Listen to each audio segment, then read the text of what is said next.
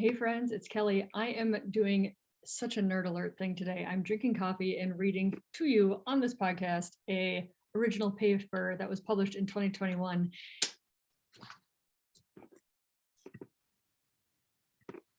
Hey friends, it is Kelly. I'm doing a very nerdy thing today. I am reading to you a paper that was published in 2021 in the Archives of Sexual Behavior. The link is in my link tree on Instagram, and it'll also be in the show notes for the podcast. This podcast is called Coffee and Heteronormativity because I just don't feel like I can read an academic research paper without drinking coffee. So I think this is probably one of the best sexual medicine papers that came out of 2021, personal opinion only. It's called The Heteronormativity Theory of Low Sexual Desire in Women Partnered with Men. And the problem with academic papers is that I would say, 98% of the population doesn't read them. 99%? I don't know. And only academic people do, right? And so I just happened to stumble upon the Archives of Sexual Behavior. I don't know how I actually came to this paper, but I read it and it blew my freaking mind. So a friend of a friend, I think I posted how amazing this paper was. And then a female physician doc was like, oh, she's my neighbor. So Sari van Anders is the lead author and she lives in Canada. Canada has way better funding for sexual research than the United States of America. So props out to Canada. The other cool thing about this is now you can listen to an academic paper and you can get CME credit. So if you're a physical therapist, nurse practitioner, PA, physician, anybody who gets CME credits or needs CME credits, there will be a link in the podcast show notes to get CME credits for listening to a paper. So I'm going to see how this goes. I'm going to see how people like me reading an academic paper, and I don't know, maybe we'll do more in the future, but literally people need to know this. So this is the abstract. Low sexual desire in women partnered with men is typically presumed to be a problem, one that exists in women and encourages a research agenda on causation and treatment targeting women. In this paper, we present a distinct way forward for research on low sexual desire in women partnered with men that attends to a more structural explanation, heteronormativity. A heteronormative worldview assumes that relationships and structures are heterosexual, gender, usually conflated with sex, is binary and complementary, and gender roles fit within narrow bounds, including nurturant labor for women. We propose the heteronormativity theory of low sexual desire in women partnered with men, arguing that heteronormative gender inequities are contributing factors. We outlined 4 hypotheses and their predictions related to: number 1, inequitable divisions of household labor, blurring of partner and mother roles, number 3, objectification of women, and number 4, gender norms surrounding sexual initiation. We discussed some mechanisms, social, psychological, and otherwise, for the heteronormativity theory, especially related to stress, objectification, and nurturance. We close by noting some limitations of our paper and the ways that the heteronormativity theory of low sexual desire in women partnered with men provides a rigorous, generative, and empirical way forward. So let me read the other authors of this paper now that I'm done with the abstract, so you know the amazing 5 women who wrote this: Sari van Anders, Debby, Herbenick, Brotto, Emily Harris, and Sara Chadwick. Okay, so here's brevity. This is literally quite a long paper. But so what I'm going to do is I'm probably going to do the intro, talk about desire, and then do their 4 like roles or the predictions related to why women in heterosexual relationships have low desire. Why this is so important, you guys, is because women think they are the problem. And they aren't the problem. You are not the problem. You are not broken.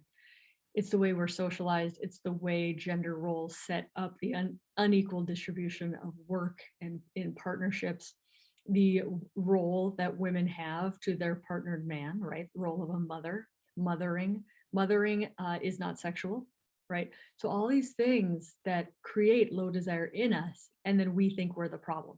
So basically this paper says, halt on beating yourself up, you're not the problem. So the other thing to apologize for all of you like sound files on the podcast is I have my new mic, but I literally read papers in paper form. So you might hear wrinkling of paper. Love you. Sorry, can't read on the internet.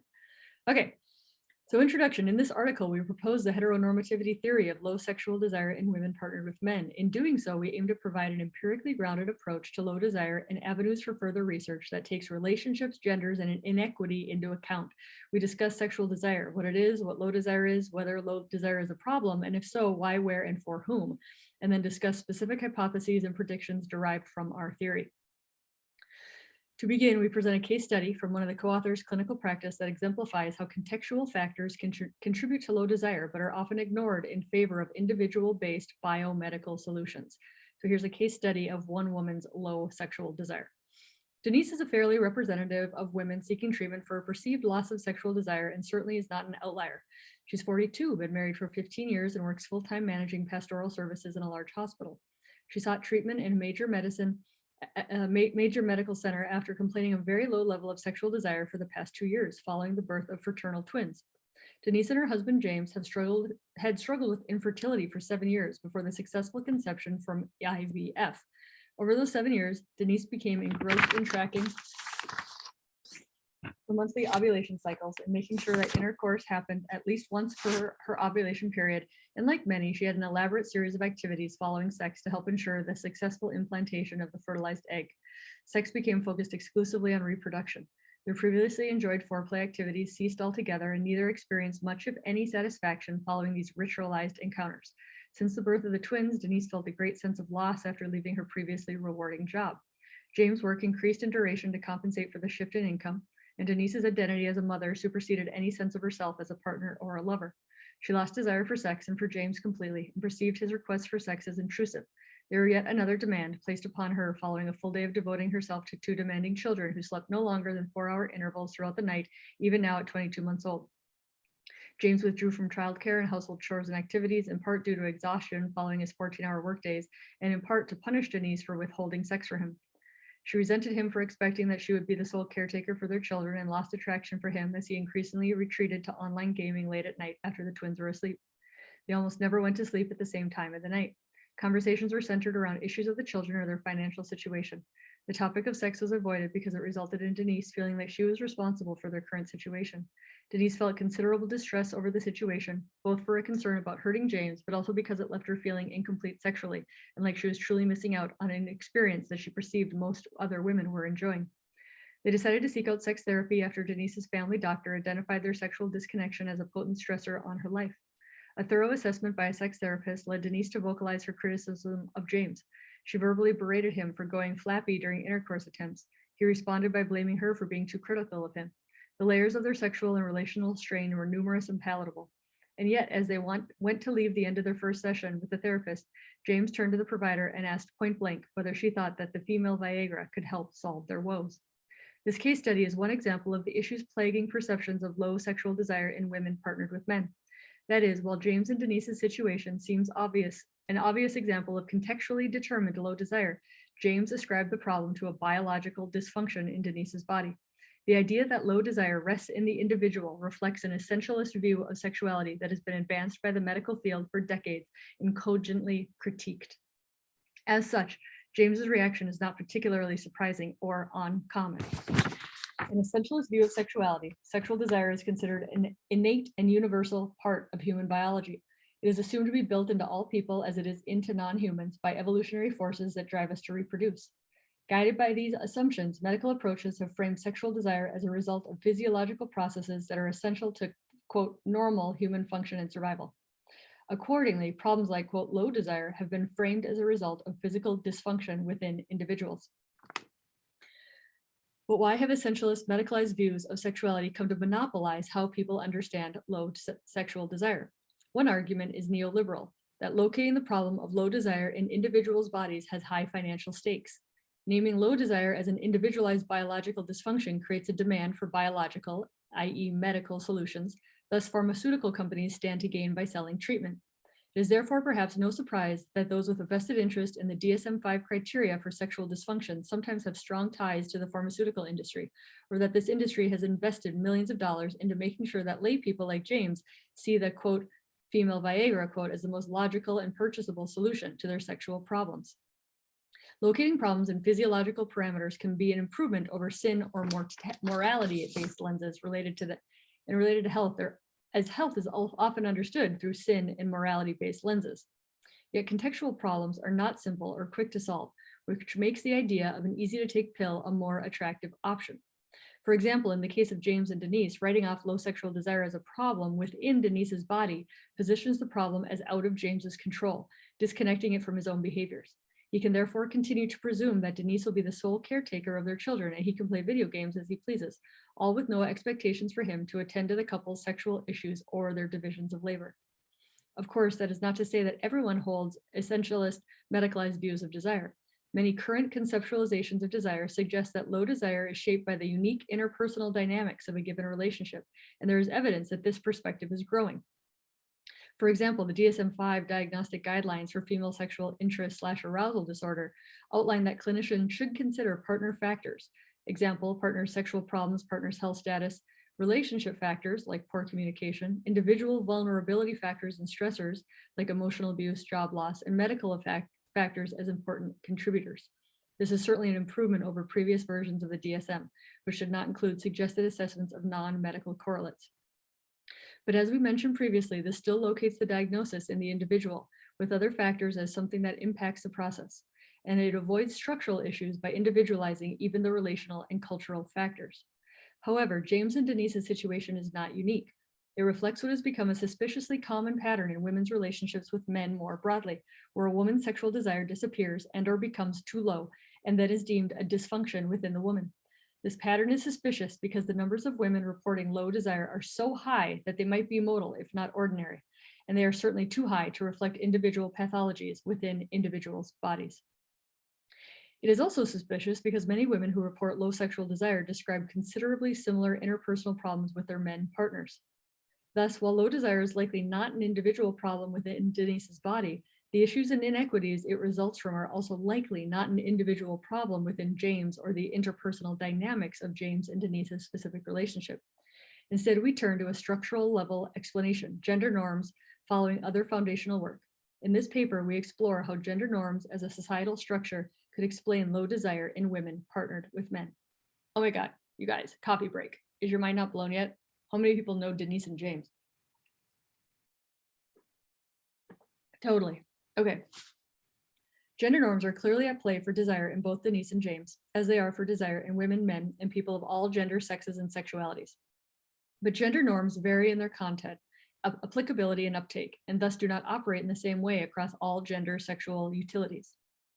Accordingly, in this paper, we focus on one group, women partnered with men, although others may look elsewhere. Women partnered with men are heterogeneous themselves with differing relations to oppression and privilege that shape their gender norms they experience and how those norms shape their lives. Still, this is a starting point, and we argue that social norms related to gender are key to a rigorous, generative, and empirical approach to research and understanding about low sexual desire in women partnered with men. Oh, okay, we go on to, let's talk about sexual desire for a little bit. Sexual desire is often framed as a natural drive, especially towards experiencing orgasm or genital and bodily pleasure. As we mentioned previously, this drive for pleasure is largely situated as innate, occurring within biological bodies and reflecting internal physiological mechanisms. With this view, desire is generally thought to occur spontaneously from within the body in a sense that it needs no external cues. Sexuality is broadly understood as a cycle that begins with desire, which leads to sexual activities which carry pleasure and lead to orgasm. More contemporary approaches frame sexual desire in varied ways. One is that desire may be a response to pleasure and arousal, or even the same phenomenon as arousal itself. Another is that sexual desire is multifaceted and can reflect not only desire for orgasm or bodily pleasure, but desire for closeness, power, relaxation, etc. With multifaceted desire, desire can be partnered or solitary, vary in degree and kind, and its presence or absence is neither natural nor unnatural, but reflective of a host of situational and psychological factors. Still, another contemporary framing of desire is the incentive motivational model. This model holds that sexual arousal and desire are influenced by people's reasons for sex, attention to relevant stimuli, and contextual factors. Further, the model suggests that arousal and desire arise simultaneously and reinforce one another. This model emphasizes the importance of relevant or competent sexual cues to elicit arousal. Thus, problems with desire can often be linked back to ineffective stimuli in the woman's life. Taken together, these different perspectives on what sexual desire actually is suggest that there is no one definition of sexual desire. That sexual desire is conceptualized and measured in different ways certainly has implications for our theorizing about low desire in women partnered with men. But for now, we refer to desire broadly as the desire to engage in sexual activity. This definition is purposefully vague because what clinicians and researchers mean by desire when studying it in women is vague, despite the general consensus that not having enough is a problem. And it is possible that our theory may be relevant for all or only some of the ways that sexual desire is conceptualized. So what is low desire? Given that sexual desire is in itself does not have one universally accepted definition, it perhaps follows that low desire does not have one universally accepted definition either, though it might be understood as desire that is lower than some bound. That bound, of course, is subjectively set since there's no natural demarcation between desire that is low versus within ranges thought to be normal or typical. Approximately 30% of women are reported to experience low desire, with estimates ranging from 10 up to 55%. For men, the numbers range from 1 to 28%. Interestingly, dyadic research shows that in mixed gender sex couples, women and men are equally likely to be the lower desire partner, and that low desire in men and women can exist at overlapping levels. Desire is often situated as low because of its relative status to a partner's level of desire. Interestingly, however, this is not a gender-neutral process, and the bound is often set within the man partner as a reference point. Accordingly, when a woman experiences lower desire than a man partner, her desire is often labeled low. In the converse situation, however, men are still the referent. In the case of a man reporting low desire than a woman partner, the woman's desire is labeled too high. Example, they are labeled insatiable or sluts in negative ways, rather than the man's desire being labeled too low. This highlights the gendered subjectivity inherent to conceptualizations of low desire, where low desire is most often seen as residing not just in bodies, but in women's bodies relative to men's desire. Boom, coffee break. If you guys' mind is as blown as me by the ability for somebody to write this paper, oh my God, it's so good. Women around the world need to read this paper, or at least listen to it on my podcast. Okay, so is low desire a problem? Why, for whom, and where? Low desire is typically seen as a problem residing in people, usually women's bodies, in part because sexual desire is seen as natural and human universal. This assumption is prominent within both academic and public discourse, but is low desire really a problem? In some ways, believing that low desire is necessarily a problem is inaccurate and belies empirical evidence. This view of low desire as a problem ignores that it is common for people's sexual desire to ebb and flow, and that many life phases involve or even are characterized by low desire. In addition, asexual individuals have increasingly helped academics and other public understand that low or no sexual desire for other individuals is part of human diversity. Similarly, demisexual individuals have made clear that some aspects of desire can only emerge when other relational needs are met. Yet low desire within non-asexual individuals continues to be seen as a problem rather than as a part of sexual diversity. Why would low desire be a problem, and for whom? One reason that low desire in women may be considered a problem is because women report distress associated with it. Indeed, distress is one of the defining features in diagnosing a desire disorder in the DSM-5, though where this distress comes from is an issue we explore more below. Another reason is that most research on low desire tends to come from clinical and health researchers who frame low desire as a problem. For example, using terms like incidence of low desire or risk of low desire make clear that low desire is seen as a disease-like state, or at least an unwanted condition. Another reason why low desire is a problem may be that desire serves as an important function that its absence impedes. That is, in many countries, women's desire has become an important doorway to sex, in contrast to times and places where structures of power had deemed it irrelevant. For example, in the past, being a wife or sex worker, though sometimes still is, seen as being a wife or sex worker was seen as consent by husbands, clients, and legal structures. And Western nations have only recently defined rape as possible within marriage. But consent between partners is increasingly understood to involve not only the absence of no, but the presence of yes, ideally reflecting desire. Accordingly, many men who want to have sex with women hopefully seek a desirous yes as consent. However, this can provide a very progressive approach to a very old goal, getting women to have more sex with men, rather than helping women have better and more pleasurable sex and relationships or the ability to be non-sexual when one is uninterested in sex. Taken together, absence of desire in women could therefore be a problem because it interferes with changing standards, including legal ones, around sexual consent and thus sexual access for men. An additional reason that low desire might be a problem relates to the specter of false advertising. A common trope is that women are or act sexually interested and available to men partners before commitment or marriage, but not after, specifically to secure this commitment. Women do report a decrease in desire over relationships with men, but it may be that this reflects a problem that occurs in committed relationships rather than necessarily in women themselves.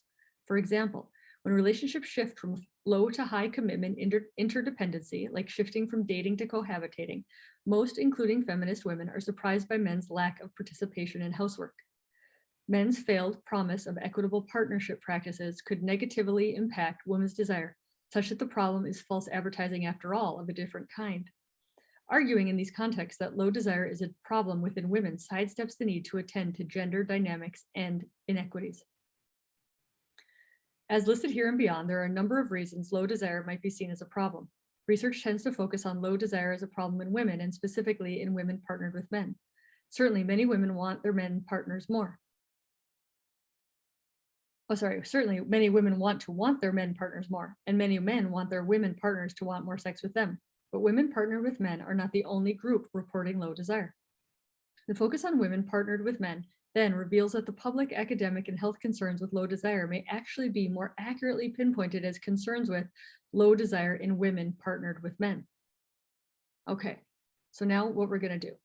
We're going to skip over the biomedical approaches to low desire, which really talks a lot about the medications.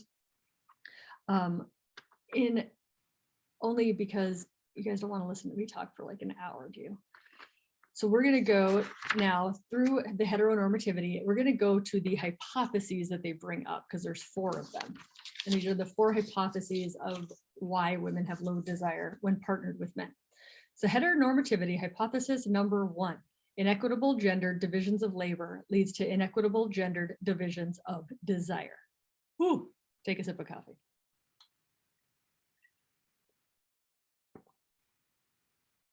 And prediction number 1, women's higher number of labor hours across labor type contributes to their lower sexual desire.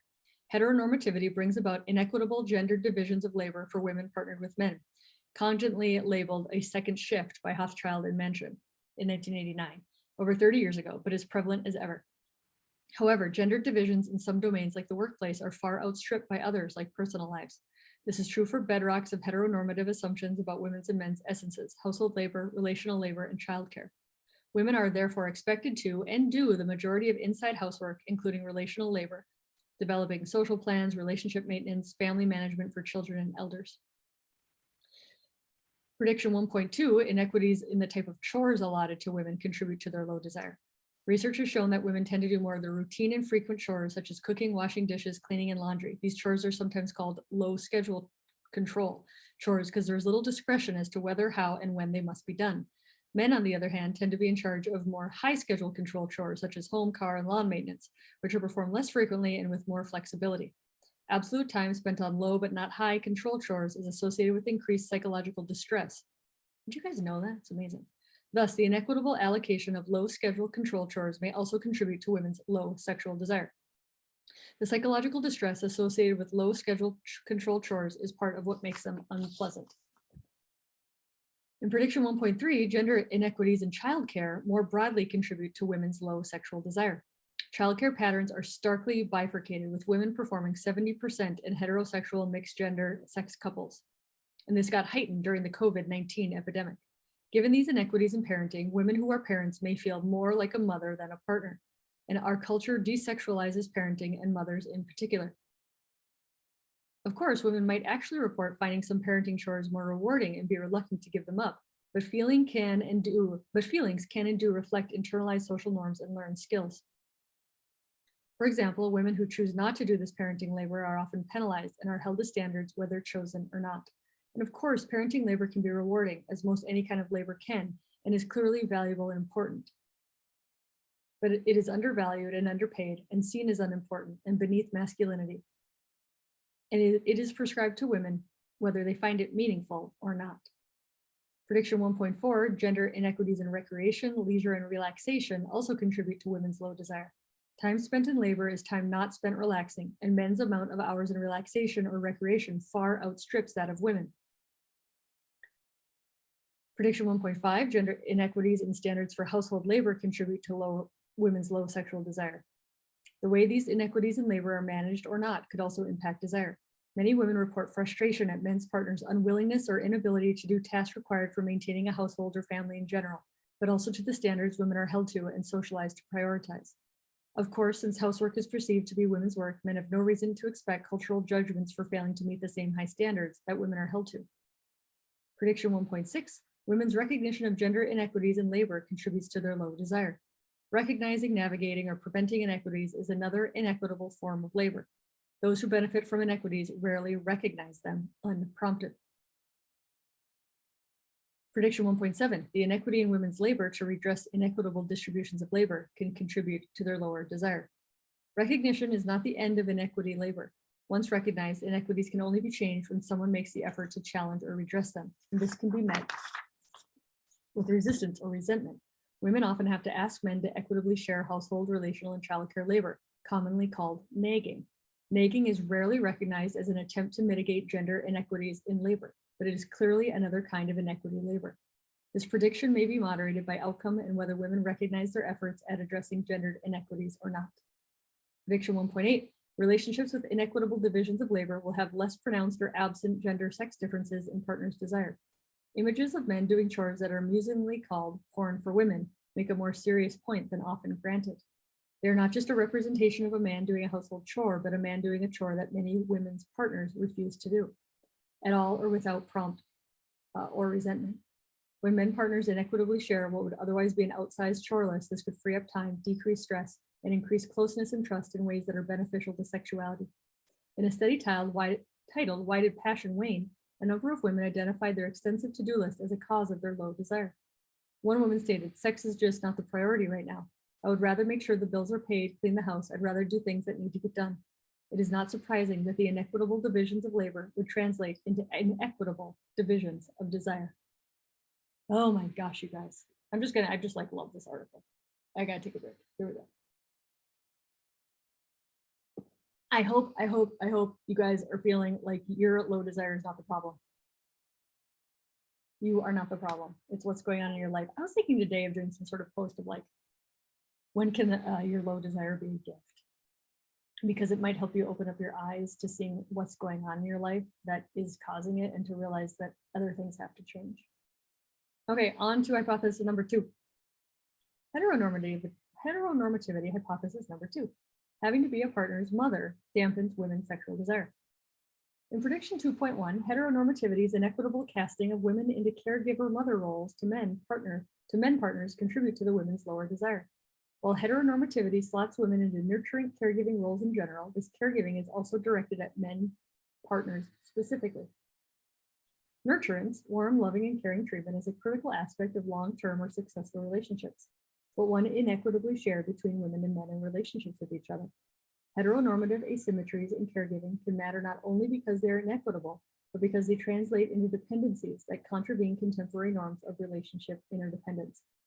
Interdependent relationships involve a mutual ethic of care, with partners supporting each other simultaneously or sequentially, akin to something like a mix of equals, friends, and sexual partners. Women end up doing many of the same things for their men partners as mothers do for their children. Example, reminding them of chores, organizing social events or playdates, buying clothes, ensuring there is food for snacks and meals, and that these are made available. To be clear, there is nothing inherently unsexual about caregiving or dependency, and we are not valorizing independence. And partner-directed caregiving can reflect situations of need that will arise for most people at some point. Additionally, there is nothing inherently unsexual about mothering, but the relationship between mothers and those they mother is not a sexual one. Mothering is a role that necessitates caregiving. Children cannot look after themselves, and it can be chosen. However, men partners can look after themselves, and the role of caregiver to a partner is typically taken on as a result of societal norms rather than an active decision about caregiving. As such, associations between an inequitable casting of women into a caregiver mother role to men partners into sexual desire may be moderated by whether women choose this role without constraint or not. In prediction 2.2, the increase in nurturing inequities over the course of relationships contributes to women's decreasing desire over relationships. This stands in contrast to the typical attributions for women's decreased desire over relationships, which tends to focus on decreases in passion or testosterone that are presumed to come with age. There may be numerous pathways. It may be additive or compounding. as inequities build over time and or are exacerbated by their history. Okay, heteronormativity hypothesis number 3. Objectification of women down-regulates women's desire. Oh, so important. Let's summarize hypothesis number 2 though. If you are in a role of like making sure your male partner has snacks and has play dates and knows what he's doing, nagging, it's not a sexual role. And women might have trouble kind of dropping into the sexual attractiveness to somebody that they are more or less mothering or parenting. Again, the whole point being your low desire is not always inherently like an internal biologic problem, but might be as a consequence of what's happening in a relationship. Okay, now we're going to expand the heterosexual relationship into society in general and how society in general kind of labels women in a sexual way. And that is now heteronormativity hypothesis number 3, objectification of women downregulates women's desire. In prediction 3.1, the heteronormative push for women to focus on their appearance, especially during and in reference to sexual activity, contributes to their low desire. Heteronormativity focuses on women's sexual appearance over their pleasure, socializing women to be sexy rather than sexual. It positions women as sexual objects for men partners, and women's bodies as offerings, gifted to men for sex as a part of a relationship contract. This can result in sexual objectification. The internalization of this objectification, sexual self-objectification, means that women's desire is often contingent upon whether they think they are desirable. Internalized sexual self-objectification, in conjunction with neoliberalism, can mean that women spend a great deal of energy preparing their bodies for and focusing on their appearance during sex. As heteronormativity beauty norms are largely unattainable, focusing on them actually means focusing on failing to meet beauty norms. Women report high levels of body dissatisfaction at clinical and subclinical levels, including disordered eating and eating disorders. And research has shown that among women, greater self-objectification and dissatisfaction with one's body is associated with worse sexual experiences, including lower sexual self-esteem, lower sexual satisfaction, and lower sexual pleasure. This body dissatisfaction also relates specifically to women's genitals. People are taught that vaginas and vulvas are dirty and unhygienic, hence the prevalence for so many cleansing regimens and products. This messaging can make men partners reluctant to perform and women less likely to ask for oral sex. Not surprisingly, women report feeling distracted by their concerns about their genitals in general and during sex. This judgment and self-monitoring could distract from sexual enjoyment and pleasure and be at cross purpose with experiencing desire. Thus, low desire may reflect absolute levels of self-monitoring, or these relative to levels of sexual pleasure. And this association may be moderated by the accompanying worry, scrutiny, or cognitive distractions, or being unable to engage in pleasurable sexual activities. In prediction 3.2, women's proximity to heteronormative beauty norms matters for their sexual desire.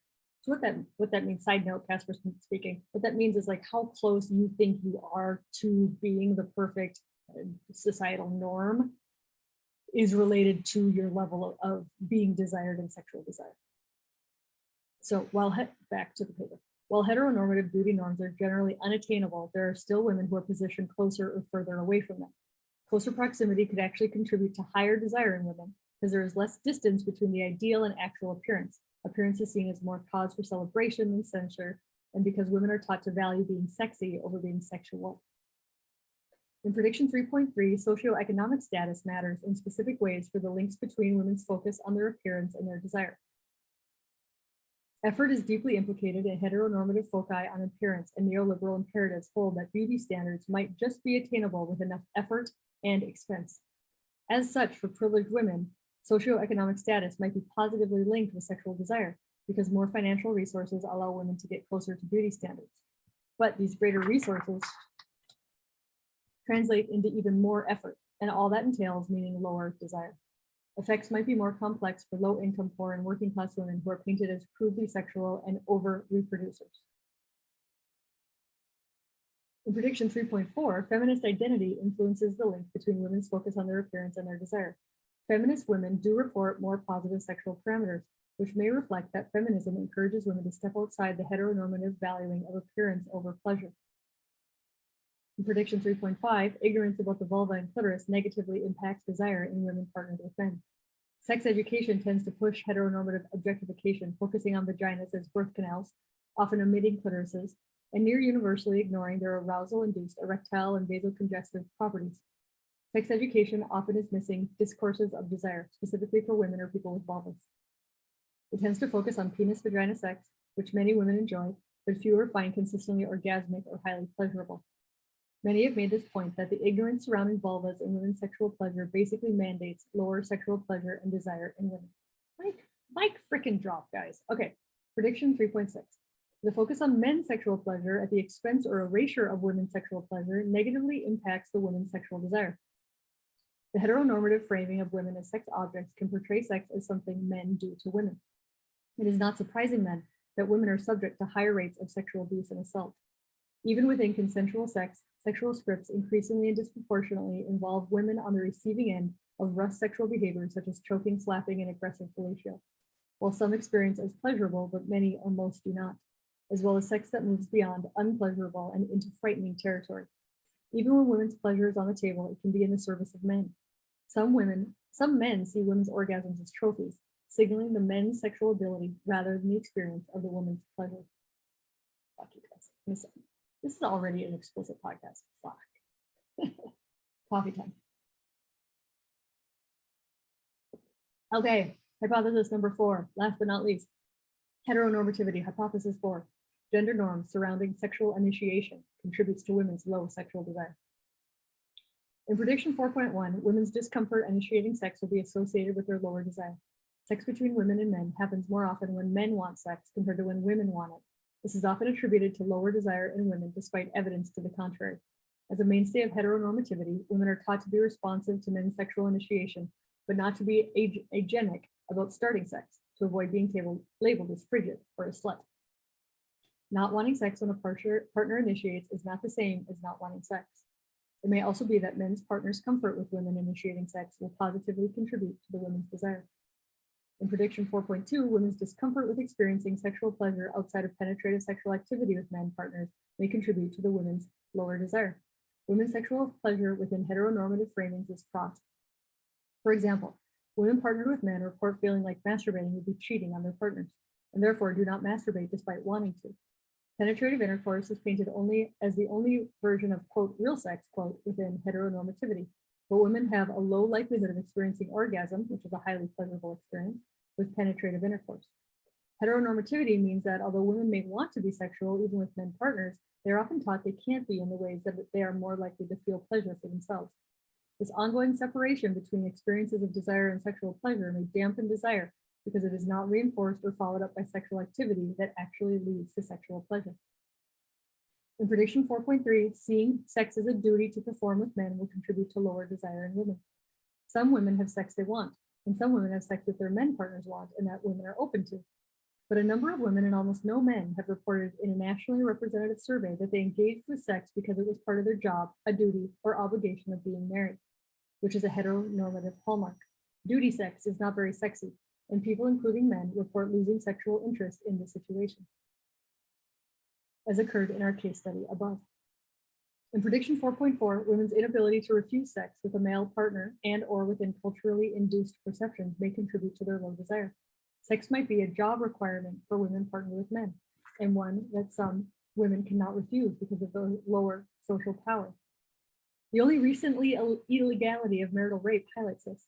While many experience taking on a lower power position as sexy when consensually chosen, it is otherwise an undesirable and troubled position forced upon people. Women may be unable to refuse sex because of justified fears of violence or resource withdrawal, which might be exacerbated by differences in income. They may feel unable to refuse because of less severe but still significant outcomes, like men becoming emotionally demanding or withdrawn and coercive. And even with respectful partners, the larger landscape of sexual violence, harassment, abuse, and assault that women experience can make for a coupling between sexuality and fear. This tie between unchosen feelings of low power and vulnerability could make it harder to feel desire for a man, even trusted and loved one. Okay, guys, it is amazing. The next part, so those are 4 hypotheses. The next part goes into stress that women experience in their low sexual desire, which I know is huge, absolutely huge. So I'm basically just going to go through the highlighted portions that I've read and thought are really important because I'm already hitting 40-minute mark on this paper. Again, if you're a nerd alert and want to download the whole thing, please go for it. But here we go. Physiological mechanisms for the heteronormativity theory of low desire. So they're like, how does your body actually change because of what society and our relationships are doing? So they focus on two potential physiological mechanisms for pathways: stress and cortisol, and nurturance and testosterone. So chronic stress has adverse effects on sexuality, especially for women. There are a number of ways it might impact sexual desire. One might be through cognitive distractions. Stress might reflect or lead to a reallotment of cognitive energy towards worries rather than sexuality, or stress might temporarily decrease the sexual saliency of otherwise sexual stimuli. So like a sexy time might not seem like a sexy time if you're stressed. Okay. So chronic stress can even impact whether cues are perceived as sexual or whether sexual stimuli are perceived as the pleasurable stimuli they might otherwise be. Arousal and desire can be mutually reinforcing. So the absence of arousal could negatively impact desire. After all, why desire sexual activity when there is little or nothing to be aroused by? Stress is a general physiological mechanism that people of all gender and sexes experience, but it is inequitably distributed by gender. Women report higher stress and more stress-related health issues than men do. As such, we propose that stress is a plausible pathway for many effects of heteronormativity on low desire in women partnered with men, especially given that many of the norms and pressures outlined in our hypothesis tend to be associated with higher stress levels. For example, research has shown that more hours of household and childhood care labor and less time for relaxation or recuperation contributes to increased stress in women. Additionally, pregnancy as well as babies and children can disrupt sleep, sometimes indefinitely, and mothers sleep less than fathers.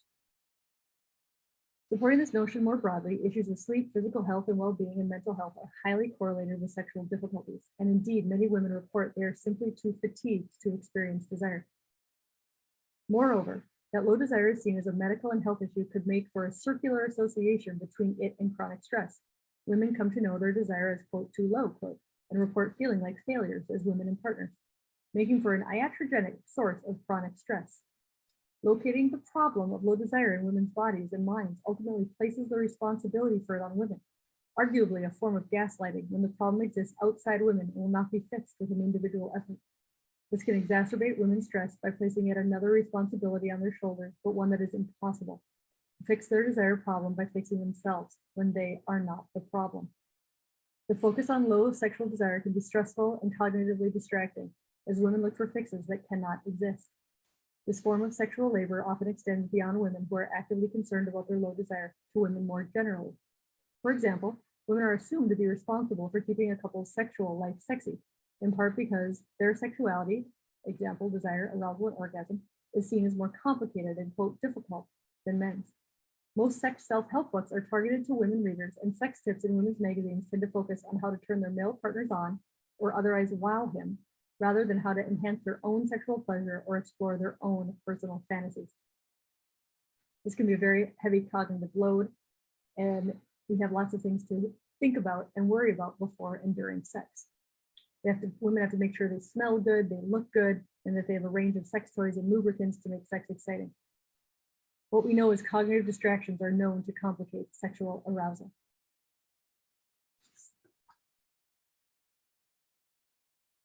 So, you guys, this is what we know. We know how heteronormativity pushes women into nurturant roles that include caregiving for dependents, which include male partners. This too has neurobiological implications.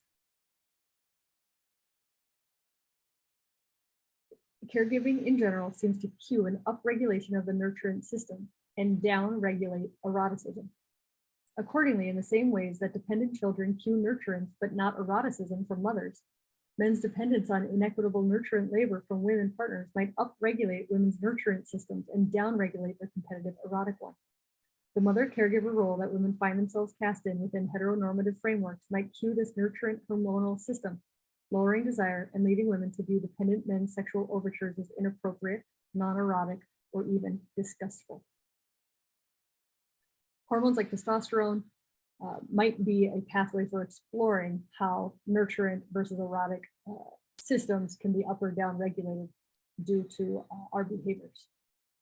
So fascinating with that. Okay, so that is what I wanted to read to you. I'm so incredibly excited for you guys to hear my interview with Dr. Van Anders next. And I'm just going to read the last paragraph for you. Again, I actually skipped over a decent amount of stuff in this paper because it's so extensive.